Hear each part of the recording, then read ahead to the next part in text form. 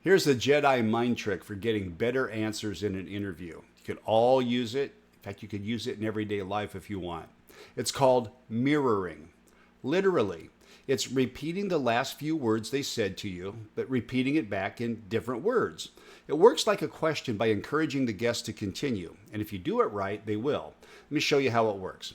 Let's say you're interviewing an artist and they just came off of a concert tour and they said something like, "That was the worst part of the whole tour." Now you could say, "Really? Why?"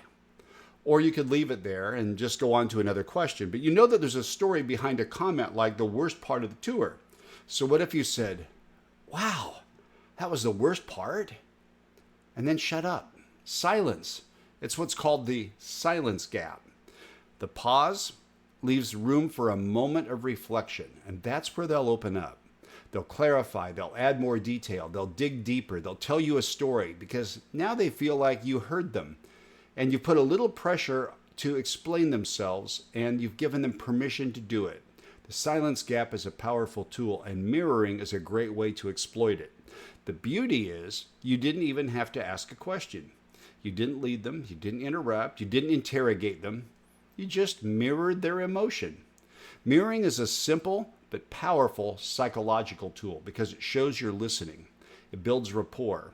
And most importantly, it invites the guest to keep going without having to steer the conversation with a steering wheel made of bricks. Say the guest says, "I wasn't even sure I was going to show up." You say, "You weren't sure? You didn't know you weren't going to make it? Wow."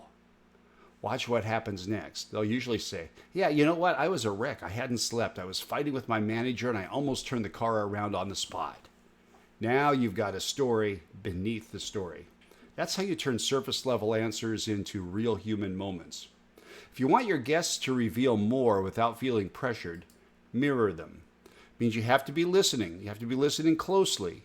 You have to learn how to repeat a few words in different words, in your words.